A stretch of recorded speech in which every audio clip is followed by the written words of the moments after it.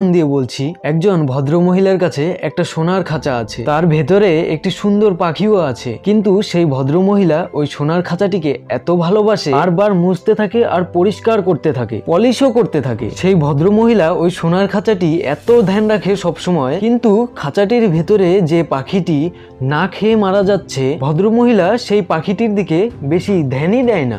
এভাবে চলতে চলতে বেচারা পাখিটি একদিন মারাই যায়। ঠিক ওই খাঁচাটির মতো আমাদের যে শরীরটি রয়েছে, আর এই শরীররূপী খাঁচাটির ভিতরে যে আত্মাটি রয়েছে ওই পাখিটির মতো, আমাদেরও সমস্ত ধ্যান এই শরীররূপী খাঁচাটির দিকে। সারাদিন আমরা মুখে ক্রিম পাউডার লাগাচ্ছি, 10 বার চুল স্টাইল করছি, বারবার আয়নার মধ্যে নিজেকে দেখছি, বারবার এই শরীররূপী খাঁচাটির ধ্যান রাখছি, এই দুদিনের শরীরের যত্ন করছি, কিন্তু এই শরীররূপী খাঁচাটির ভিতরে যে পাখিটি বসে আছে, মানে যে আত্মাটি আমাদের ভেতরে রয়েছে, তার প্রতি আমরা কতটুকু ধ্যান দিয়েছি? সেই আত্মাটি ভগবত প্রেমে ক্ষুধার্ত, রাধা কৃষ্ণের প্রেমে ক্ষুধার্ত।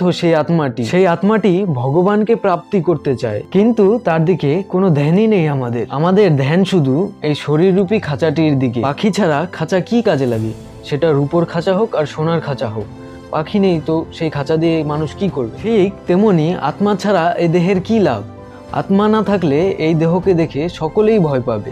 আত্মা চলে গেলে এই দেহের কি হয় তা তো আমরা সকলেই জানি। তাই যারা নিজের শরীরকে নিয়ে বেশি অহংকার করে, তাদের কাছে অবশ্যই ভিডিওটি শেয়ার করবেন।